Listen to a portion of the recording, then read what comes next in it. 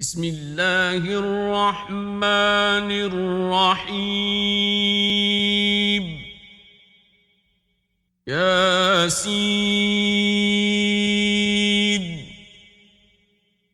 والقرآن الحكيم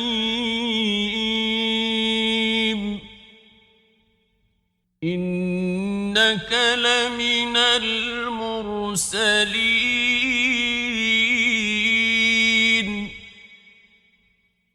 على صراط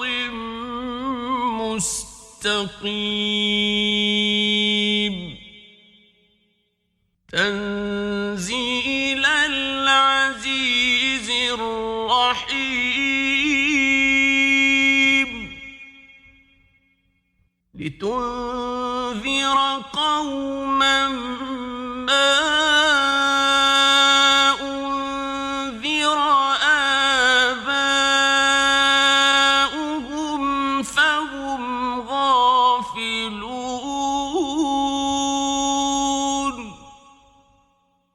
لقد حق القول على أكثرهم فهم لا يؤمنون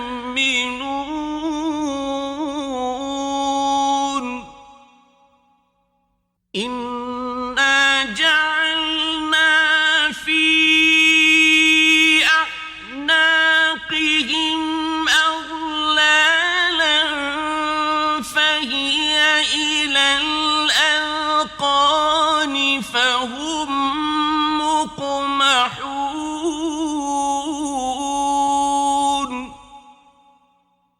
وجعلنا من بين أيديهم سدا ومن خلفهم سدا فأغشيناهم فهم لا يبصرون وسواء عليهم أأنذرتهم أم لم تنذرهم لا يؤمنون إنما تنذر من اتبع الذكر وخشي الرحمن بالغيب فبشره بمغفرة وأجر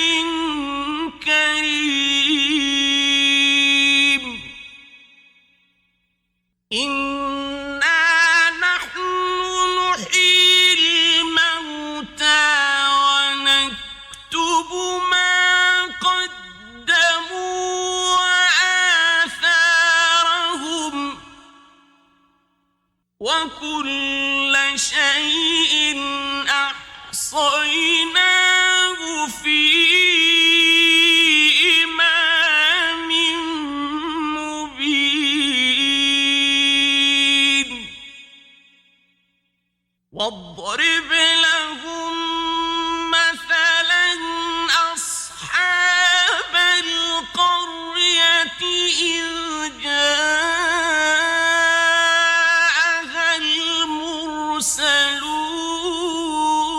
المرسلون إذ أرسلنا إليهم اثنين فكذبوهما فعززنا بثالث فقال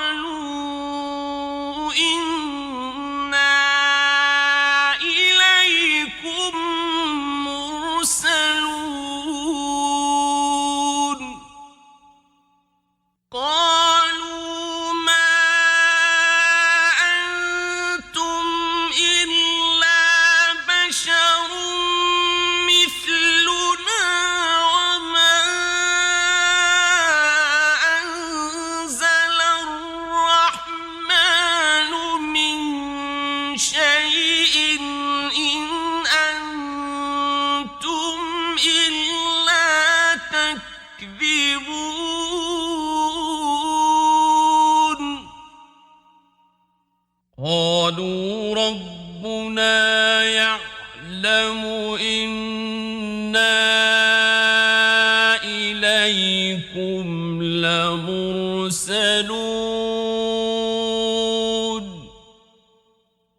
وما علينا إلا البلاغ المبين قالوا إنا تطيرنا بكم لئن لم تنتهوا لنرجمنكم وليمسنكم منا عذاب أليم قالوا طائركم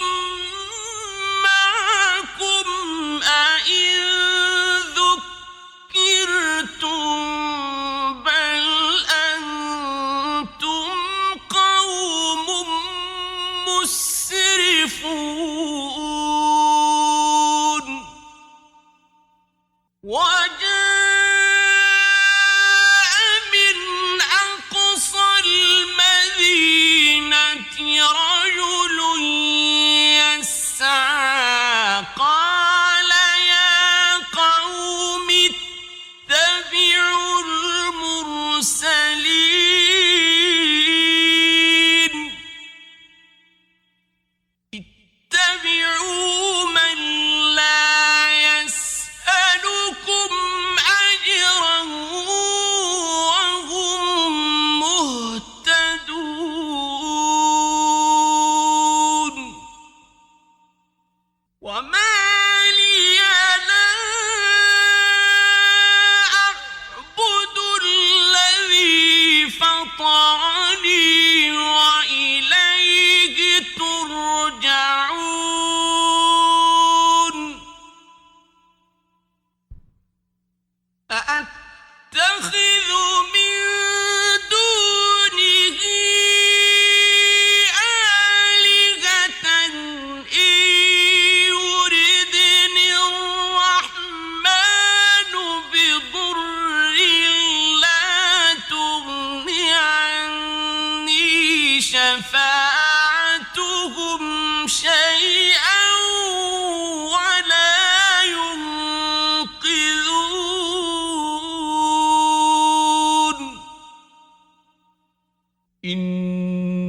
إني إذا لفي ضلال مبين إني آمنت بربكم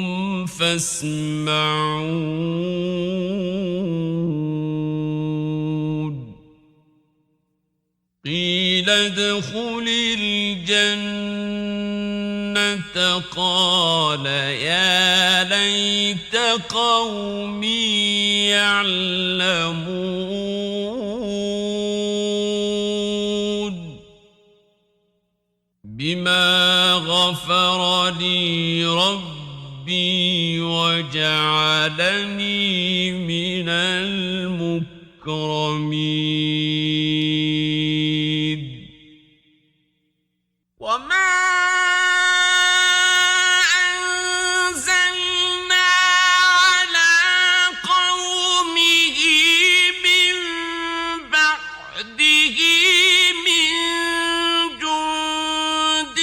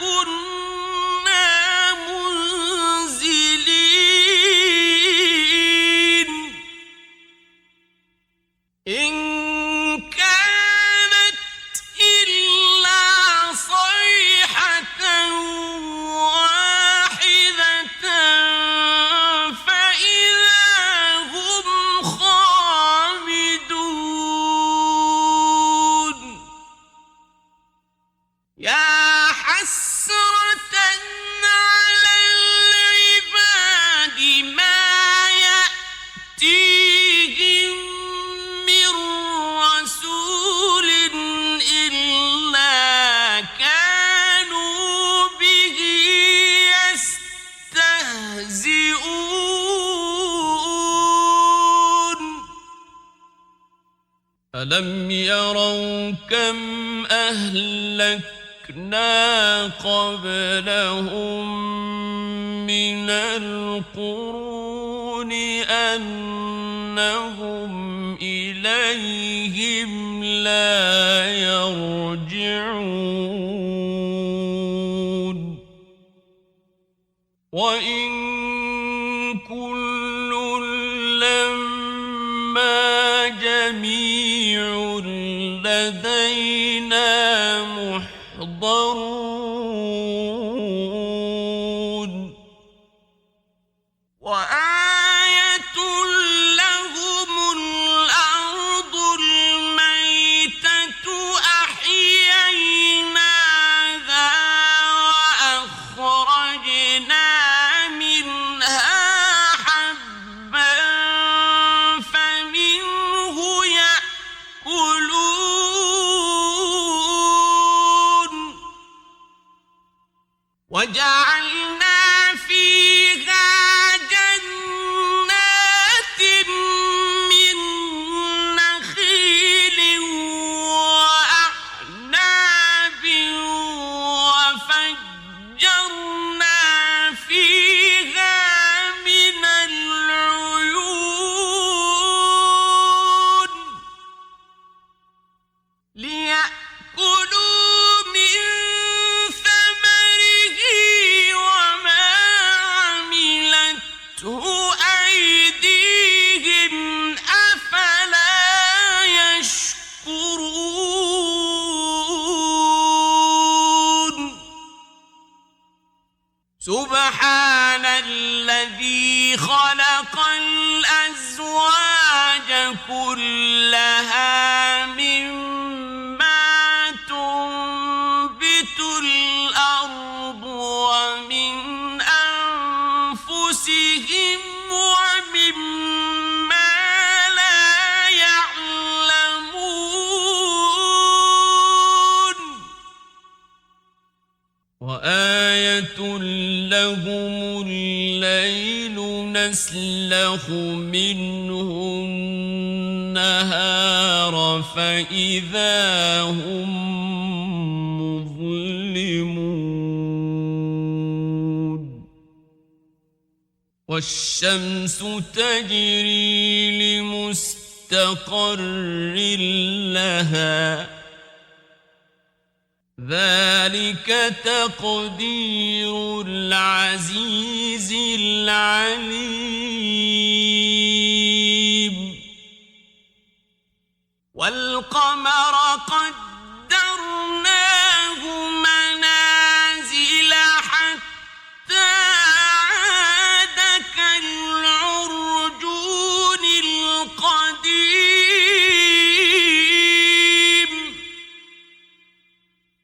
لا الشمس ينبغي لها أن تدرك القمر ولا الليل سابق النهار وكل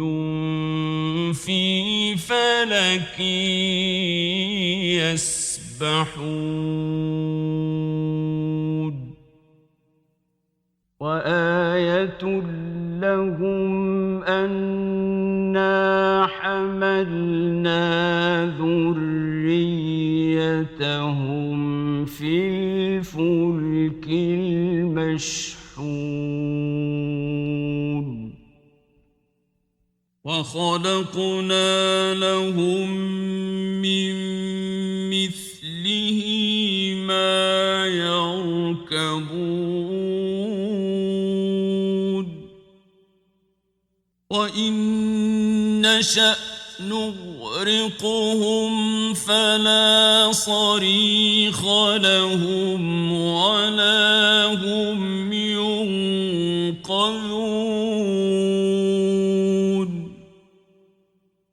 إلا رحمة منا ومتاعا إلى حين وإذا قيل لهم واتقوا ما بين أيديكم وما خلفكم لعلكم ترحمون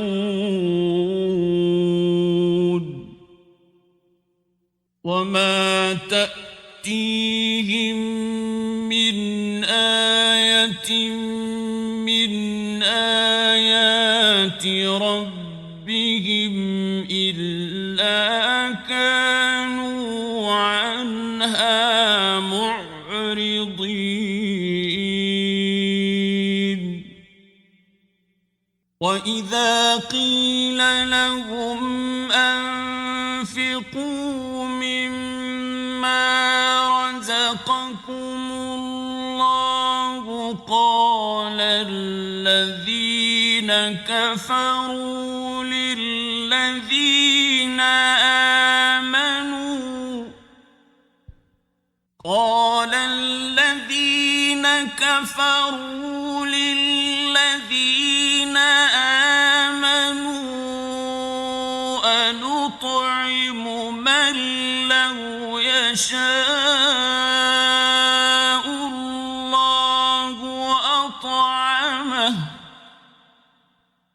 أنطعم من لو يشاء الله أطعمه إن أنتم إلا في ضلال مبين ويقولون متى هذا الوعد إن كنتم صادقين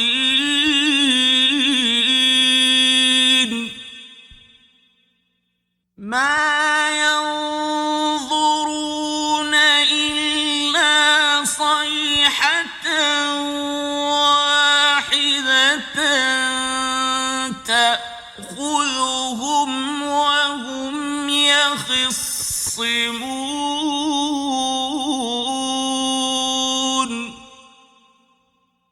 فلا يستطيعون توصية ولا إلى أهلهم يرجعون ونفخ في الصور فإذا هم من الأجداث إلى ربهم ينسلون قالوا يا ويلنا من بعثنا من مرقدنا هذا ما وعد الرحمن وصدق المرسلون إن كانت إلا صيحة واحدة فإذا هم جميع لدينا محضرون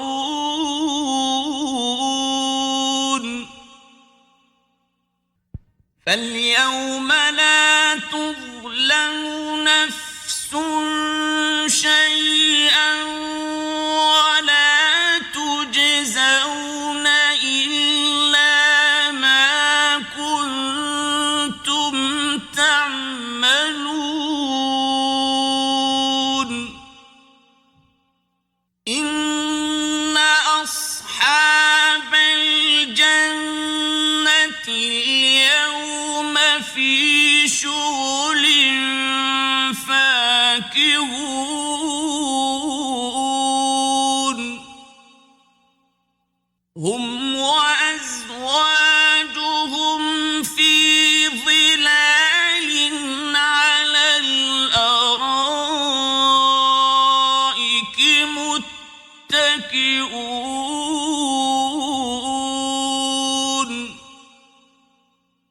لهم فيها فاكهة ولهم ما يدعون سلام قولا من رب رحيم وامتازوا اليوم أيها المجرمون ألم أعهد إليكم يا بني آدم ألا تعبدوا الشيطان إنه لكم عدو مبين وأن اعبدوني هذا صراط مستقيم ولقد أضل منكم جبلا كثيرا أفلم تكونوا تعقلون هذه جهنم التي كنتم توعدون اصلوها اليوم بما كنتم تكفرون اليوم نختم على أفواههم وتكلمنا أيديهم وتشهد أرجلهم بما كانوا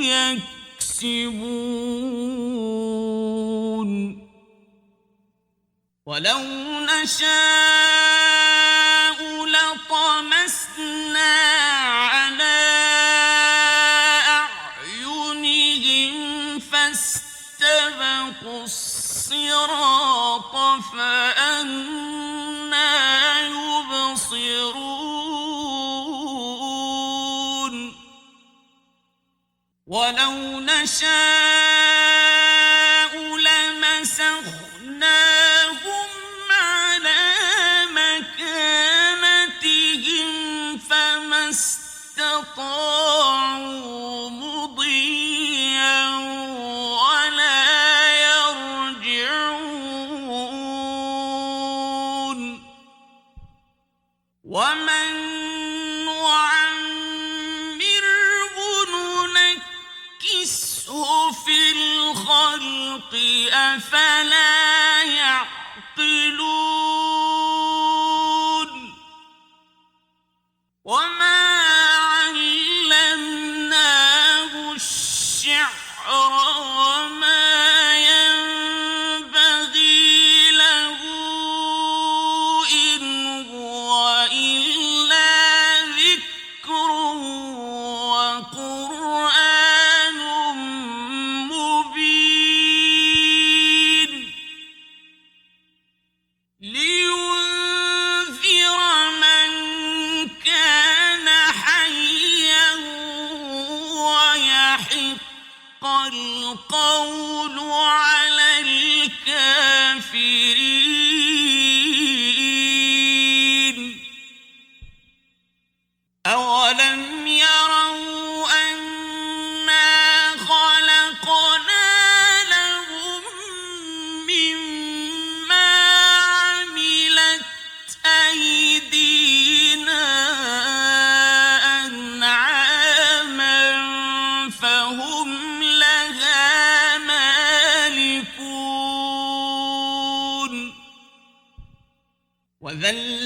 وذللناها لهم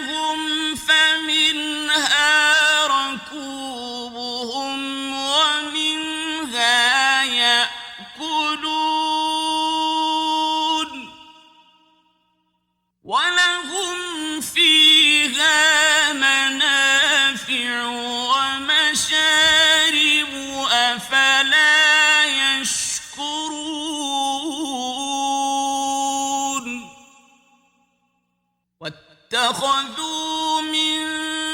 دون الله آلهة لعلهم ينصرون لا يستطيعون نصرهم وهم لهم جند محضرون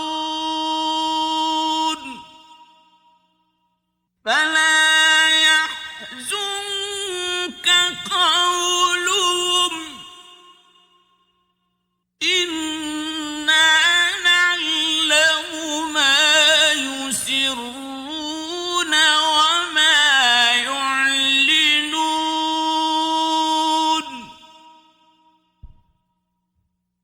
أولم ير الإنسان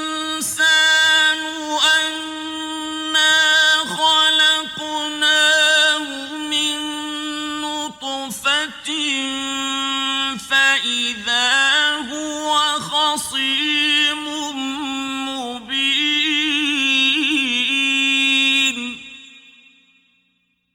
وضرب لنا مثلا ونسي خلقه قال من يحيي العظام وهي رميم قل يحييها الذي أنشأها أول مرة وهو بكل خلق عليم الذي جعل لكم من الشجر الأخضر نارا فإذا أنتم منه توقدون أوليس الذي خلق السماوات والأرض بقادر على أن يخلق مثلهم بلى وهو الخلاق العليم إنما أمره إذا أراد شيئا أن يقول له كن فيكون فسبحان الذي بيده ملكوت كل شيء وإليه ترجعون بسم الله الرحمن الرحيم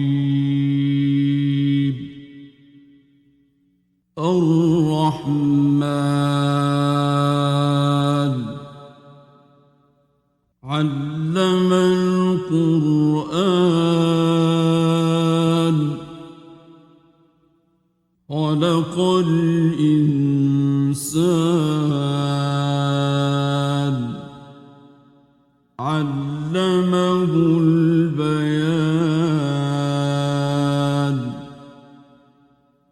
الشمس والقمر بحسبان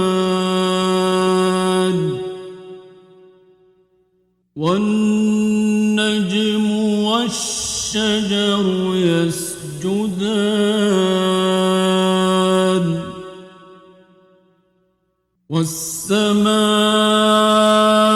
رفعها ووضع الميزان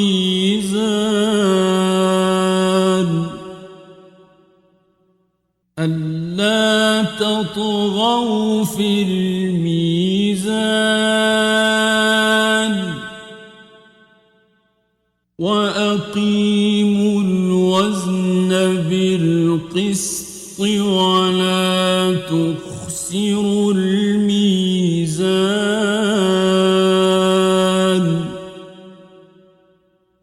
والأرض وضعها للأنام فيها فاكهة والنخل ذات الأكمام والحب ذو العصف والريحان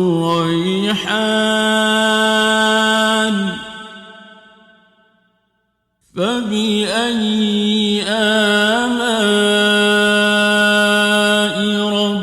ربكما تكذبان خلق الإنسان من صلصال كالفخار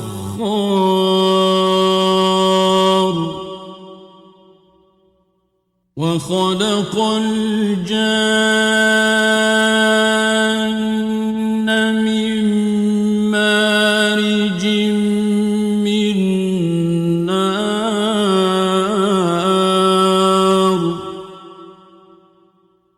فبأي آلاء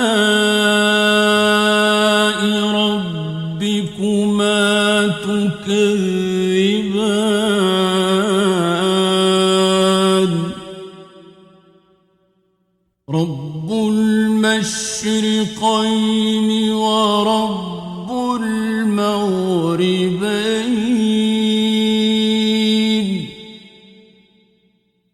فبأي آلاء ربكما تكذبان مرج البحرين يلتقيان بينهما برزخ لا يبغيان فبأي آلاء ربكما تكذبان يخرج منهما اللؤلؤ والمرجان فبأي آلاء ربكما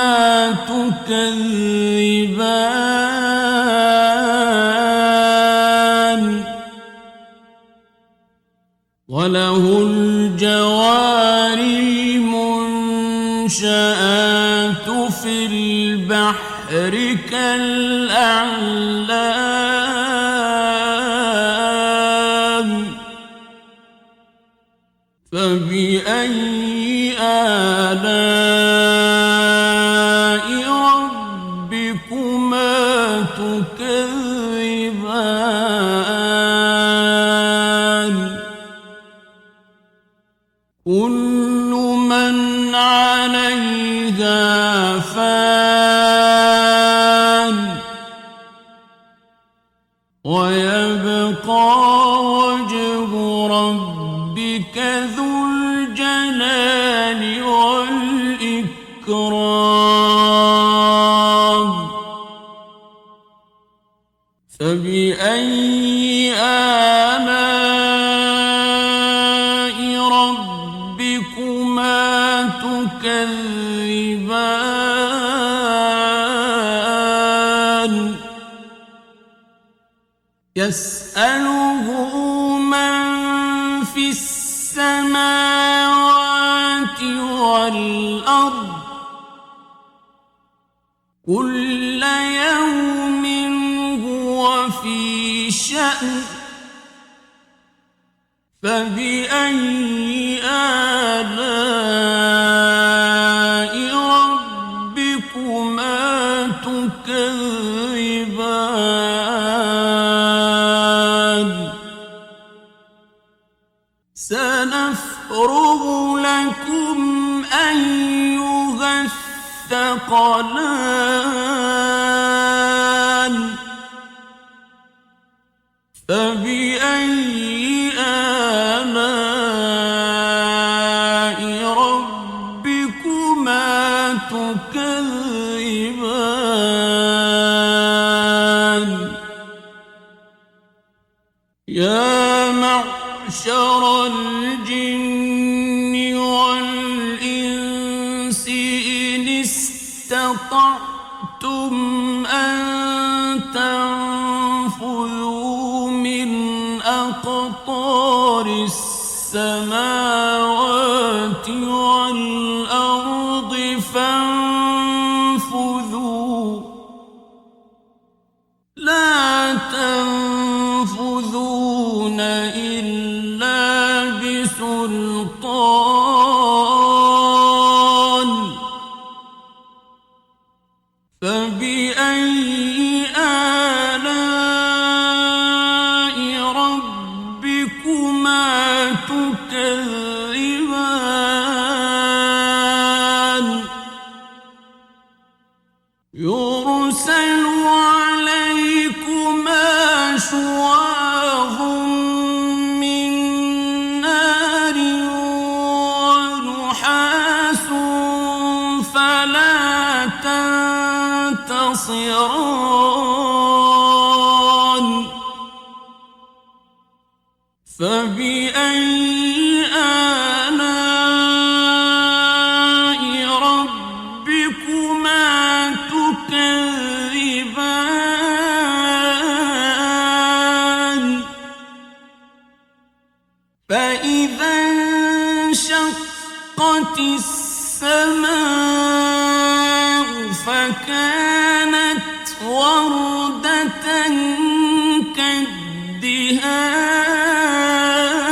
كالدهان فبأي آلاء ربكما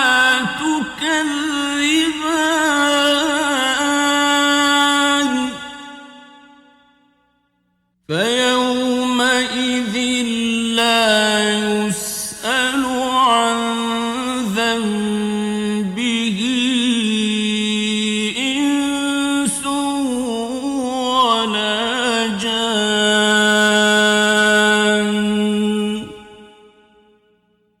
فبأي آلاء ربكما تكذبان يعرف المجرمون بسيماهم فيؤخذ بالنواصي والأقدام فبأي آلاء ربكما تكذبان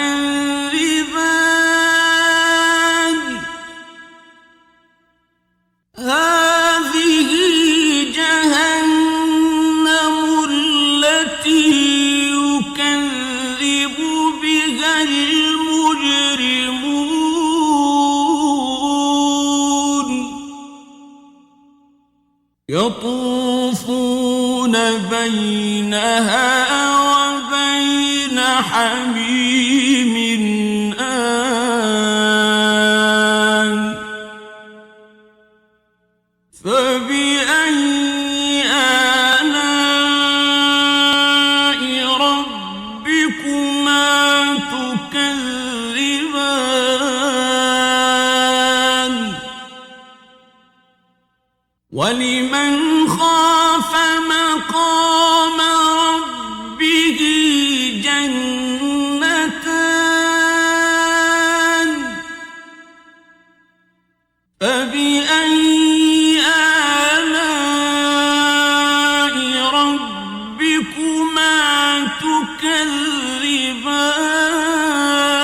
تكذبان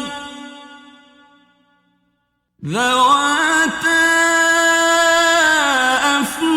أفنان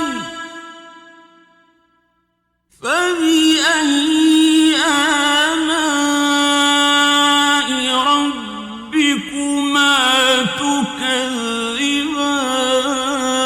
تكذبان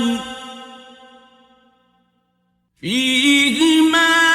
عينان تجريان فبأي آلاء ربكما تكذبان فيهما من كل فاكهة زوجان فبأي آلاء ربكما تكذبان متكئين على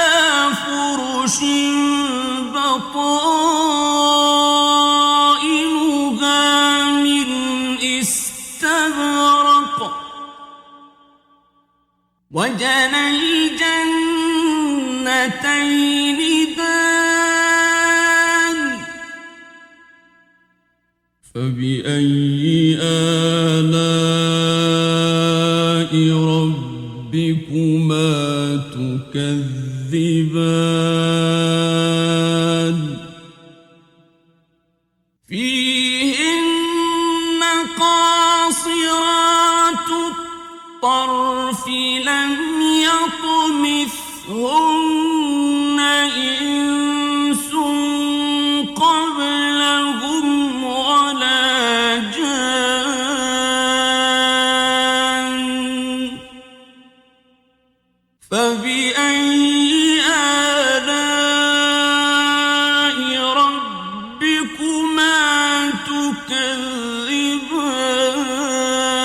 تكذبان كأنهن الياقوت والمرجان فبأي آلاء ربكما تكذبان هل جزاء الإحسان إلا الإحسان فبأي آلاء ربكما تكذبان ومن دونهما جنتان فبأي آلاء ربكما تكذبان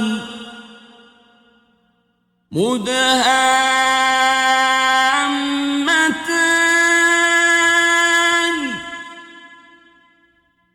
فبأي آلاء ربكما تكذبان فيهما عينان نضاختان فبأي آلاء ربكما تكذبان فيهما فاكهة ونخل ورمان فبأي آلاء ربكما تكذبان فيهن خيرات حسان فبأي آلاء ربكما تكذبان حور مقصورات في الخيام فبأي آلاء ربكما تكذبان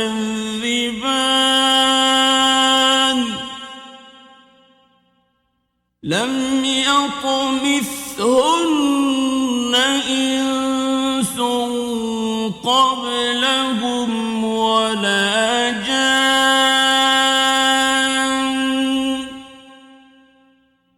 فبأي آلاء ربكما تكذبان متكئين على رفرف خضر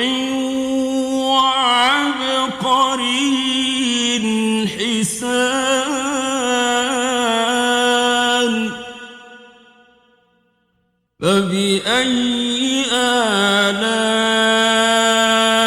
ربكما تكذبان